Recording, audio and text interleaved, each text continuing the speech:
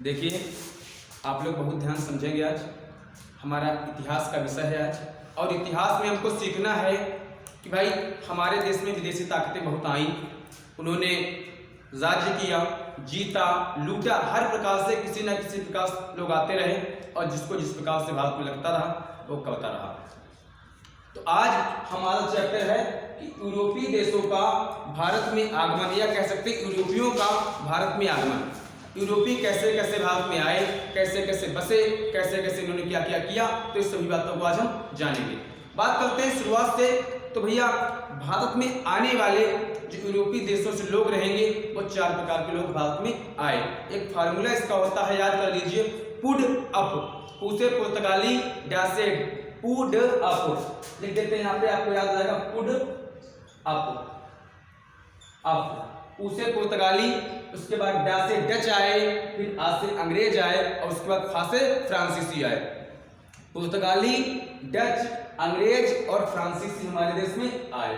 अब बच्चों देखो क्या था, कैसे आए होंगे, क्या बात रही होगी, इन सब बातों को हमको आज जानना है। सबसे पहले भारत में आने वाले पुर्तगाली ही थे जो भारत में आए।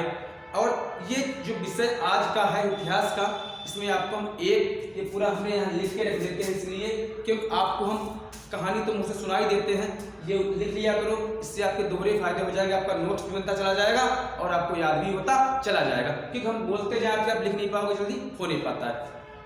तो देखो बच्चों, चलते हैं। सबसे पहले पुर्तगाली भारत में आए, कैसे आए होंगे, क्यों आए होंगे, ये सब बातें जानते हुए हम लोग चल रहे हैं। देखो, हमारे जो संबंध की बात की जाए तो प्राचीन संबंध में बात किया जाए तो भाई सबसे पहले यूरोपीय देशों से भारत के संबंध कायम थे। अक्सर किताबों में लिखा होता है कि 1498 में कालीकट पे वास्को डी गामा आया, उसने भारत की खोज की। देखो, ऐसा भी सही कह सकते हैं, लेकिन भारत की खोज नहीं की, बल्कि भारत के लिए नए मार्ग की खोज की ज़्यादा सही होता है। तो इन सब बातों को भी हम लोग हल करते चलते हैं। तो अब बात देखो, प्राचीन संबंध की बात क्या है। भारत के जो प्राचीन संबंध रहे हैं विदेशों से, वो इसका एक प्रमाण मिल रहा है। जैसे अभी आप सोचो, हमारे इतिहास में जो लिखा है हम लोग आज तक वही तो जानते आ रहे हैं, ऐसा वहाँ की भी इतिहास में लिखा होगा। अगर ये बात कह दें हम कि वास्को डी गामा ने भारत की खोज की, क्या सही हो सकता है? नहीं खोज की। वास्को डी गामा ने भारत के लिए नया मार्ग खोजा, ये बात सही है। अब खोजा क्यों होगा, उसको आवश्यकता पूरी होगी। तो आप लोग इतिहास को एक ढंग से सीखा करें और एक क्रम बना लें, इसके आगे पूरा आपको याद होता चला जाएगा। तो प्राचीन संबंध की बात की जाए तो सिकंदर ने 326 ईसा पूर्व भाई जो विजय अभियान चालू किया था, विश्व विजय का, भारत आया था। उसके साथ उसके सेनापति भी आए थे, सेल्यूकस। और तो भैया अब जब आए थे, क्यों आए थे? वो विश्व विजय अभियान में आया था, पूरा संसार जीतना चाहता था, इस अभिलाषा से भारत भी आया था।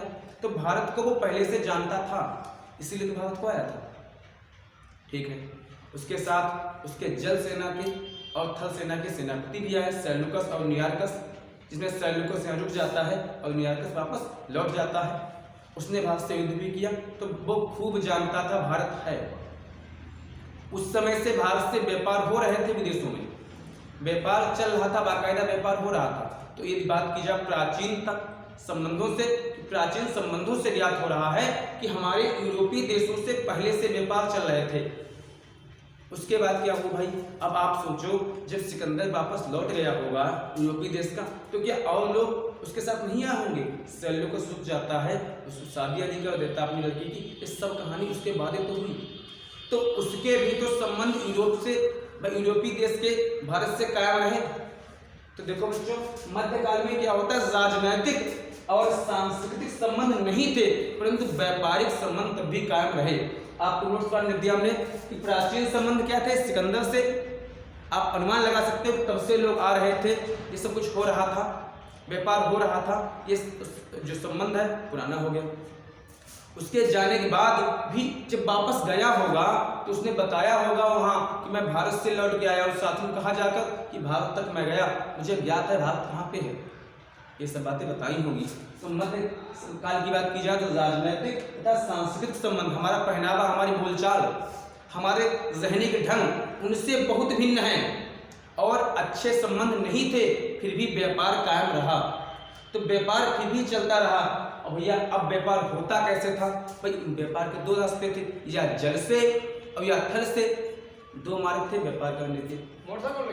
तो उसमें क्या होता है कि ये जब जल और थल से व्यापार हो रहे थे, इनकी बात करी जाए कि जल से व्यापार किस प्रकार हुए होंगे और थल से किस प्रकार के होंगे। भाई जो राज्य, जो देश हमारी थल सीमा से लगे होते हैं, उनसे थल व्यापार हो सकता है, और जो दूर हैं तो उनका माध्यम तो जल सेना ही था। जल सेना बनानी पड़ेगी, जल के द्वारा सब होता था। जल में भाई जहाज जाते थे, उससे सामान जाता था, आता था, ये माध्यम हो जाता था। क्योंकि उस समय वायु के जो साधन थे तब थे ही नहीं। तो मार्ग की बात की जाए तो दो प्रकार के मार्ग सामने आते हैं, एक जल वाले और एक थल वाले। मूलतः तीन मार्ग थे बेटा। प्रथम मार्ग था फारस की खाड़ी से। आप मैप में देखिए, मैप में, मेरे पास मैप तो है नहीं भाई, आपको दिखाते, मैप में पूरा दिखाया था। फारस की खाड़ी से जलमार्ग पहला जलमार्ग था, जिससे इराक, तुर्क और वेनिस, जिनीवा से व्यापार होता था। तो पहला मार्ग कौन सा? फारस की खाड़ी से होता वो जलमार्ग था। इससे किससे होता था? इराक से होता था, तुर्क से होता था, वेनिस से होता था और जिनेवा से इससे व्यापार होता था। अब दूसरे मार्ग की बात की जाए, लाल सागर से था, अलेक्जेंड्रिया तक था, इससे भी व्यापार होता था, इससे वेनिस और जिनेवा से होता था। दो मार्ग हो गए आपके। और तीसरा मार्ग था मध्य एशिया से मिस्र और यूरोप तक। क्यों भाई? मध्य एशिया वाला जो मार्ग था, इससे यूरोप के देशों में व्यापार होता था और मिस्र से व्यापार होते थे। सब कुछ ठीक चल रहा था, आराम से इनके संबंध कायम थे। मैंने आपको प्राचीन संबंध भी दिखा दिया सिकंदर के माध्यम से। मध्यकाल में हमारी और उनमें बहुत अंतर रहा, सभ्यताएं अलग रही, परंतु व्यापार कायम रहे, सब कुछ चलता रहा और इन मार्गों के द्वारा व्यापार होता रहा। अच्छा, अब आप जब मैप में देखेंगे तो इटली इनके बहुत समीप देश है। यूरोप में देखिए फ्रांस के पास देश है। इटली की सोच हमेशा ये रहती थी कि जो भाई भारत के साथ अकेले हम ही व्यापार करें। इटली की हमेशा यही चाहत रही कि भाई यूरोपीय देश जो, ये भी यूरोप का ही है, कि और कोई न कर सके, क्योंकि भाई हर चीज में बहुत मुनाफा होता था। यदि 1 रुपए की चीज यहाँ पे जो है वो वहां बेचते थे, 60 रुपए बिकती थी, 60 गुना मुनाफा होता था। तो ये चाह रहे थे कि मैं ही व्यापार में लगा रहूं, अन्य देश व्यापार में ना आ सके। तो इटली की सोच हमेशा रही कि मेरा ही भारत के व्यापार पर अधिकार कायम रहे और किसी का अधिकार न हो पाए। तब तक क्या होता भाई है, 1453 में कुस्तुतनिया जो मेन मार्ग था, जहां से व्यापार में आगमन हुआ करता था, जाया करता था, उस पे कुस्तुतनिया पे तुर्कों ने कब्जा कर लिया। जब तुर्कों का कब्जा हो जाएगा, अब सोचो, आप फील करो, रास्ता कोई हो जहां से हम भाई जा रहे हो, निकल रहे हैं और आ रहे हैं सामान खरीदने बेचने, उस पर किसी का अधिकार रास्ते पर, रास्ता वो खरीद ले या रास्ता कब्जा कर ले तो हमको निकलने देगा? नहीं निकलने देगा। तो क्या होता है, ये मार्ग तो थे, परंतु जो मेन मार्ग था उस पर कुस्तुतनिया करने के रास्ता था इसका, उस पर क्या किया, तुर्कों ने अपना कब्जा कर लिया, अधिकार कर लिया। अब तुर्क इनको निकलने तो देंगे नहीं। अब सोचो, जब इनके पास रास्ता नहीं होगा तो ये व्यापार करने जाएं कैसे? और एक बात सुनो, जब व्यक्ति को कहीं से लाभ होने लगता है तो उसकी सोच ही बदल जाती है। भाई 100 रुपया मिले तो हम चाहेंगे कि अब हम 100 ही पाएं, 100 से कम हमको ना मिले। कम पा रहा था तो कोई बात नहीं थी, अब इनको लाभ इतना हो रहा था कि ये सोच रहे थे कि हम कैसे न कैसे फिर से भारत पहुंचे, वहां से जो सामान लाते थे, मसाला ले जाते थे, ठीक है, तो उनको पुनः लाएं और यहाँ बेचें, ये समस्या थी। तो इनके पास जो मेन मार्ग था उस पर कब्जा हो चुका था, अब वो निकलने तो देंगे नहीं। अब आपको नया मार्ग चाहिए है, कैसे बनाया जाए नया मार्ग, क्या किया जाए? तो भाई क्या होता है, बुद्धिजीवी लोग क्या करते हैं कि भाई आविष्कार, भाई अब तो आप एक चीज मान के चलो, अब आपको कुछ नया करना है। ये सब इस बात में लग गए कि अब नए मार्ग की खोज कैसे की जाए। आवश्यकता आविष्कार की जननी होती है। यदि आपको प्यास लगी तो आप कुआं खोदेंगे। तो इनके पास अब एक ही ऑप्शन था कि ये कैसे भी नए मार्ग की खोज करें और भारत को पहुंचे। तो इसलिए कहा जाता है कि भाई कैसे पहुंचा जाए। आप लोगों ने लिखा, किताब में लिखा देखा होगा कि वास्को डी गामा ने भारत की खोज की। नहीं, भारत को पहुंचने के मार्ग की खोज की थी उसने, मार्ग रास्ता ढूंढा था। तो क्या होता है भाई, खोज जो चालू की गई, अब इनकी खोज सिर्फ और सिर्फ संभावनाओं पे थी। जो लोग पहले गए उन्होंने बताया भाई भारत हो सकता है यहाँ पे हो, किसी को एकदम क्लियर नहीं पता था, एकदम पक्का नहीं पता था भारत कहाँ पे है। तो इनकी जो खोज अभियान चालू होता है मात्र संभावनाओं पे होता है, संभावनाओं पे निकल पड़ते हैं कि भारत को खोजने के लिए। बहुत से लोग निकले होंगे, सब नहीं पहुंचे होंगे। आप समझो यार, 10 लोग परीक्षा देते हैं, सब पास थोड़ी हो जाते हैं, बहुत लोग निकले होंगे। जो पहुंचने वाले हैं उनको कैसे निकला जाएगा भाई, उन्होंने कहा होगा अपने राजाओं से कि हम जाएंगे, रास्ता खोजेंगे, व्यापार करेंगे, ये तो सब हम करेंगे, पर इसके लिए हमको क्या चाहिए वो आप दो। इन्होंने क्या किया होगा, अपने राजाओं से, व्यापारियों ने क्या कहा होगा, जो हम राजा हुए होंगे उनसे कहा होगा देखो हम वहाँ के देशों से व्यापार करेंगे तो वहाँ से बहुत धन लाएंगे, धन से जो प्रॉफिट होगा उसमें आपको दे देंगे, धन का लाभ दिया होगा।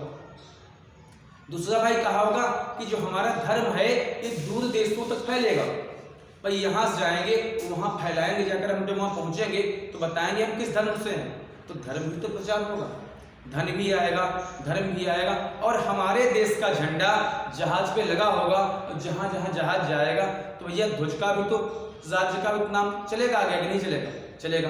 तो इन्होंने क्या किया, राजाओं से, व्यापारियों ने क्या किया, धन, धर्म और ध्वज के सपने दिखाए कि हम पैसा लाएंगे, आपको देंगे, हमारा सब देश बड़ा अमीर होगा, ये सब होगा, हमारा देश आगे निकलेगा, धर्म बढ़ेगा, ये सब सपने दिखाए। और उनसे कहा कि हमको जाने के लिए जो खर्चा चाहिए है वो खर्चा आप पे कर दीजिए, आप दे दीजिए, और मेरे न होने पर अनुपस्थित में मेरे परिवार का ख्याल रखिए। भाई अगर हमें कोई भेजे तो भाई यही तो कहेंगे भाई जोखिम भरा काम है, बहुत संकट का काम है, हो सकता है हम वापस न लौट सकें, क्योंकि समुद्र में चलना है तो हो सकता है मर ही जाए। तो मेरे न होने पर मेरे परिवार का आप ख्याल रखेंगे, इनकी देखभाल करेंगे, और वापस आएंगे तो सब ठीक है, ठीक है। तो क्या किया, व्यापारियों ने धन, धर्म और ध्वज के सपने दिखाए। 1497 में क्या होता है, राजा इमाम मिलके राजा थे उसमें, इनके संरक्षण में एक टीम बनाई गई और बांटा गया भाई कौन कौन इस खोज की अभियान के लिए निकलेगा। हर चीज को ध्यान समझते चलिए, ऊपर से मैंने आपको सब समझाते हुए लाया हूँ। अब तो खोज की बात की गई, खोज का अभियान चल रहा है, तो कौन कौन जाएगा, तो भाई नाम लिए गए जो लोग जाने वाले थे, उनमें क्या होता है भाई आप जाइए भारत की खोज करने, आप जाइए, ये तय किया जाता है पहले से कौन जाएगा। तो उसमें जाने वाले मेन लोग रहते हैं, एक का नाम था भैया वास्को डी गामा और दूसरा था कोलंबस। कोलंबस स्पेन का निवासी था और वास्को डी गामा पुर्तगाल का निवासी था। दोनों एक साथ निकल लेते हैं भारत की खोज करने के लिए, और जब निकले हैं तो इनके पास दिशा का भी ज्ञान नहीं था। और एक बात जानो, हम लोग उनसे बहुत पीछे अब भी चल रहे हैं। उस समय क्या था, जब हम लोग, हमारे राजाओं ने सोचा भी नहीं था कि इस प्रकार की चीजें बनी होंगी, वहाँ वो पहले से आविष्कार कर चुके थे। हमारे यहाँ तक भाला, तलवार वगैरह औजार हुआ करते थे, वो लोग बंदूक बना चुके थे, बारूद बना चुके थे, तो हमसे काफी आगे चल रहे थे। तो जब ये टीम निकल रही है वहाँ दिशा के ज्ञान के लिए कुतुबनुमा अपने साथ लाएंगे, जो दिशा सूचक सुई का काम करेगा और दिशा को दिखाता हुआ चलेगा कि आगे रास्ता कैसा है, हम किस दिशा में चल रहे हैं। इस प्रकार से इन्होंने चलना प्रारंभ किया। तो कोलंबस स्पेन से और पुर्तगाल से भैया वास्को डी गामा निकलते हैं, किस बात के लिए, भारत की खोज करने के लिए। परंतु होता क्या है, कोलंबस रास्ता भटक जाता है और ये एक नए स्थान पहुंचता है, ये सोचता है कि मैंने भारत को खोज लिया, पसंद हो जाता है, परंतु वो भारत नहीं था। इसने किसकी खोज की थी, अमेरिका की खोज की थी। और यहाँ वो पहुंचकर वो प्रसन्न होता चिल्लाता है कि मैंने भारत को खोज लिया है। इसलिए भैया बच्चों, वहाँ के निवासियों को सबसे पहले इसने इंडियन कहा था, इसलिए वहाँ के निवासियों को जेड इंडियन कहा जाता है। लिखा देखा हुआ किताबों में अपने जेड इंडियन के नाम से अमेरिकी जाने जाते हैं। तो ये पहुंच गया था, और कोलंबस के पहुंचना हुआ तो ये अमेरिका को खोजा, और वास्को डी गामा जो है किसको खोजेगा, भारत को। बहुत लंबा मार्ग अपनाते हुए, मार्ग का नाम कहा जाए तो गुड होप के रास्ते, ये कालीकट पहुंचता है। Vasco D gamma good hope के रास्ते कहाँ पहुंचता है, कालीकट। और कालीकट का उस समय जो राजा था उसका नाम था जमोरिन। भाई जमोरिन के दरबार में जब पहुंचता है तो इसको कहाँ पता था कहाँ हम आ गए, तो पूछता है कहाँ आए हैं, तो मालूम पड़ता है कि स्थान का नाम कालीकट है और जो भारत के अधीन है, भारत में भाई है। तो क्या ठीक, तो चलो सही आ गए हैं और जगह हमने खोज लिया। भारत तो प्रसन्न होता है और वहाँ आता है। इनके यहाँ जो राजा थे जमोरिन के यहाँ बहुत स्वागत इसका होता है और ये कहता है कि हमको आपके भाई हम इतना दूर से आए हैं, हमें व्यापार करना चाहते हैं। तो राजा इसके व्यापार करने की अनुमति दे देते कुछ समय के लिए, ऐसा नहीं हमेशा के लिए। तो इसको एक तो अच्छी बात यह हुई भाई रास्ता भी इसने खोज निकाला और व्यापार की परमिशन भी इसको मिल जाती है। अब एक बात समझो, जब ये यहाँ से वापस जाएगा, अभी कोई मेहमान आपके यहाँ आए तो जैसा आप उसके साथ करेंगे वही वो इससे बताएगा नहीं बताएगा, ज़्यादा सीधापन भी बुरा होता है। ये जब वहाँ जाता है तो बताता जाकर कि वहाँ के लोग बहुत सीधे हैं, ठीक है, इतने सीधे हैं कि उन पे आप व्यापार के अलावा राज्य कायम कर सकते हो, उन पे अधिकार कर सकते हो। वो बहुत लोग सम्मान करते हैं, बहुत ढोंग वाले लोग हैं। किताब में ढोंगी शब्द इसने प्रयोग किया था कि वहाँ लोग जादू टोना बहुत मानते, झूठ सच में वो विश्वास सकते हैं, सत्यवादी बहुत हैं। ये सब बातें इसने बताई जाकर फिर क्या होता है, जब 1498 में क्या हुआ, वास्को डी गामा ने भारत की खोज कर ली और ये वापस चला गया। फिर 1501 में यह पुनः वापस आएगा। जब पुनः वापस आएगा भारत में व्यापार करने के लिए, तो अरबों के व्यापार तो भारत से चल ही रहे थे, वो दखल देंगे नहीं देंगे, देंगे। अरब मना करते हैं कि भाई इनके साथ व्यापार तोड़ दिया जाए। अरबों ने विरोध किया, परंतु वास्को डी गामा यहाँ रहा। अच्छा, अब आप ही सोचो कि एक लोग व्यापार कर रहे थे, एक व्यक्ति सामान खरीद रहा था, अब दो खरीदेंगे तो उनमें आपस में तनाव तो आएगा।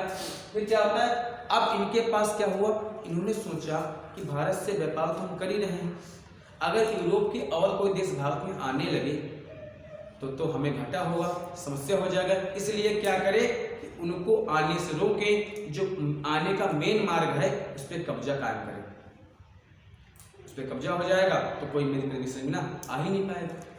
तो इनको भैया कब्जा करने की किसकी आवश्यकता होती है, शक्ति की। और शक्ति किससे मिलती है, सेना से।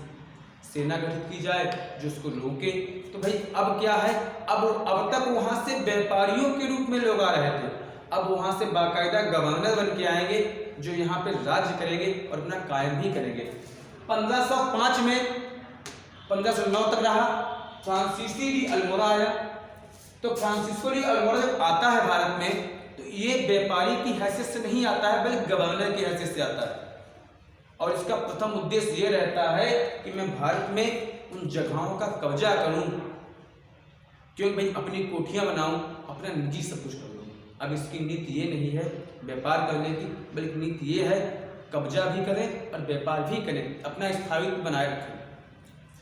अच्छा, आप तो जानते ही हो कि कोई व्यक्ति को जब अधिक लाभ हो जाता है तो वो चाहता है कि मैं उस पे लाभ पे अकेला अपना हिस्सा काम रखूं, वो किसी को आसानी से नहीं देता है। उधर अरबों का विरोध हो रहा था, फिर भी भैया पुर्तगाली स्थिर हैं, वो नहीं जा रहे हैं। तो 1505 से 1509 तक फ्रांसिस्को डी अल्मोड़ा रहा। उसने, आप याद करिए, तीनों नाम का से ही हैं, कालीकट, कोचीन, कन्नौज। का तीनों में याद कर लीजिए, तो क्या याद करने का। इसने कालीकट पे कब्जा किया, कोचीन और कन्नौज में क्या किया, अपनी भाई फैक्ट्री बनाई, स्थापित की। और उसके बाद इसकी प्रथम नीति यही रही कि जितना अधिक हो सके अपनी शक्ति को मजबूत किया जाए। सेना पर ध्यान बहुत ज्यादा दिया।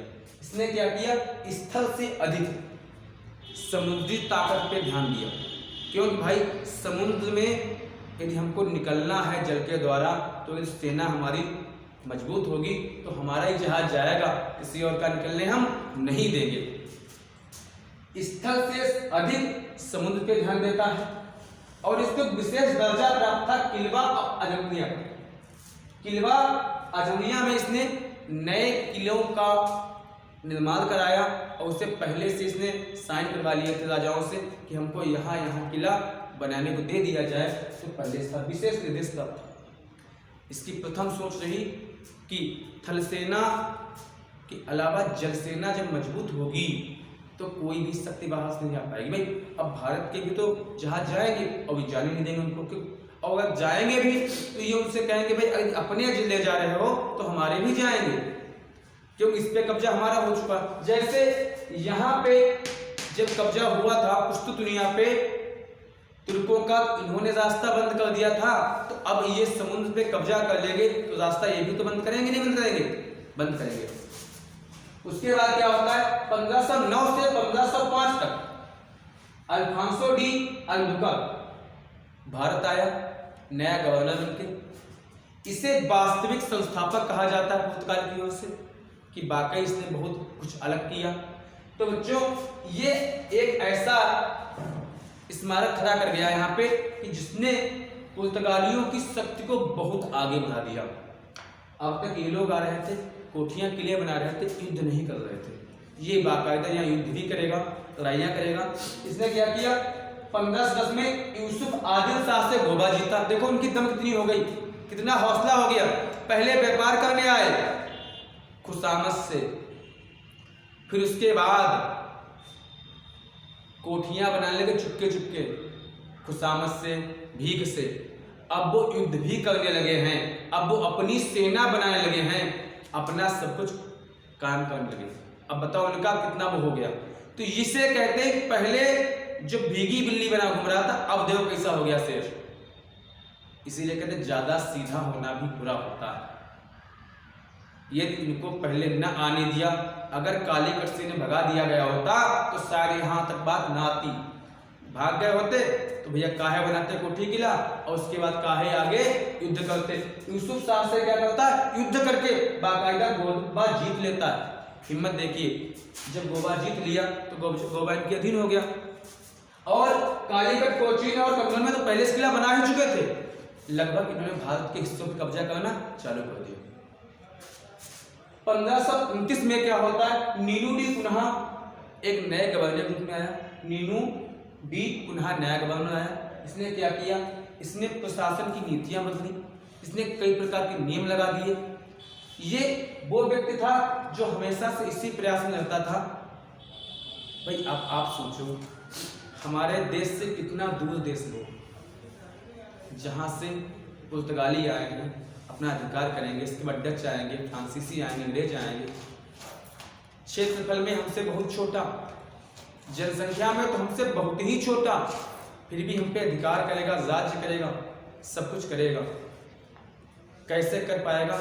इसकी क्या सोच थी नीनू डी पुनः की? ये अक्सर सोचा करता था कैसे भी किसी प्रकार के संबंध कायम किए जाएं कि भारतीयों या भारत के देश में हमारी संख्या बढ़े। इसने वैवाहिक नीतियों को बढ़ाया, इसने वैवाहिक नीति को बढ़ाया। ये क्या करता था, ढूंढता रहता था कि ऐसी लड़की शादी करा दी जाए जो भारत की हो, जिसके माता पिता की अकेली संतान हो, और पुर्तगाली शादी करवा देगा तो भाई दहेज में वो उसका हिस्सा सब मिल जाएगा, इस प्रकार से कब्जा हो जाएगा। एक तो ये करता था। दूसरा क्या करता था, प्रशासन इसने जो मुख्य केंद्र था कोचीन से गोवा ले गया। प्रशासन का पहले जो मेन केंद्र था वो कोचीन में था। इसने कहा इसे कोचीन नहीं, सही से गोवा लाओ, क्यों गोवा को हम जीत चुके हैं, गोवा हमारे अधिकार में है। चेन्नई, बंगाल, दीप व दमन में इन्होंने क्या किया, बस्तियां बनाई, अपनी कोठियां बनाना चालू कर दिया, जिसमें इन्होंने रहना चालू कर दिया, शादियां भी कर रहे हैं। अब वैवाहिक नीति बता चुके आपको, इसने वैवाहिक नीति के द्वारा भारतीयों को बांधना चालू किया। भाई अब जब शादी हो जाएगी तो रिश्ता काम हो जाएगा, फिर तो काहे लड़ाई सब हमारी हो जाएगा। ये सोच इसकी, इसने काफी हद तक एक अभियान चलाया। 1538 में क्या होता है कि एक नया गवर्नर आता है, ग्रेसिया डी नूनोना। इसने क्या किया, इसने अपने अधिकार में सीलोन को ले लिया। जब सीलोन पे अधिकार हो जाता है तो वहां पे भी इसने यही वैवाहिक नीति का प्रचार चालू कर दिया। तो लगभग अपने ऊपर के गवर्नरों के जो लोग कर जाते थे उसके आगे बढ़ाने का प्रयास करते थे, हमारा इतना वो कर गया, हम उससे आगे करेंगे। 1542 से 45 तक लगभग 3 साल अल्फांसो व डिसूजा रहा। अब अल्फांसो व डिसूजा जो रहा है, इसने क्या किया, इसी ने के समय में क्वेश्चन आता है कि वहां से एक संत आए थे पुर्तगाल से, जिनका नाम है जूसियट संत फ्रांसिस्को। भारत आए, कभी की पूछ देते हैं किस गवर्नर के शासनकाल में आए थे, तो आप लिख सकते हो अल्फांसो डिसूजा के शासनकाल में आए थे। गवर्नर था ये, कौन आया था? जेसुइट संत फ्रांसिस्को आए थे, भारत को आए थे। 1556 में इसने क्या किया? प्रिंटिंग प्रेस की स्थापना की और इन्होंने हमारे देश में तंबाकू, जहाज निर्माण, तंबाकू खेती चालू कराई, जहाज निर्माण आदि का सूत्रपात किया। बच्चों, बात की जाए कि सबसे पहले आए और सबसे बाद में गए 1961 तक इन पुर्तगालियों का भारत में कब्जा बना रहा, कब्जा कायम रखा। 1961 में जाएंगे, देश 1947 में ही आजाद हो गया था अपना, लेकिन ये सबसे बाद में जाएंगे, सबसे पहले आएंगे। तो अब इनका जो दम रहा है बस इतना ही चलेगा। क्वेश्चन जो परीक्षाओं में पूछ, आप किसी भी विषय करो तैयारी, IAS किसी करिए, क्वेश्चन जहां से आना है जहां से आएगा बस इतने में आएगा, क्योंकि इसके बाद पुर्तगालियों की शक्ति का क्षय होने लगेगा, इनमें जो दम है वो कम हो जाएगा। काहे भाई बताया था हमने आपको, इसके बाद डच आएंगे, अंग्रेज आएंगे, फ्रांसीसी वगैरह आने लगे, क्योंकि ये भाई वहाँ यूरोप में बात फैल चुकी है कि पुर्तगाल काफी लाभ कमा रहा है भारत से, तो हो न हो हम भी भारत की ओर चले। तो बच्चों, इसके बाद अगले बार में आपको हम डचों के बारे में बताएंगे, क्या गवर्नर थे उसके, क्या क्या उन्होंने किया, अगला बताते हुए चलेंगे। ठीक बच्चों, धन्यवाद।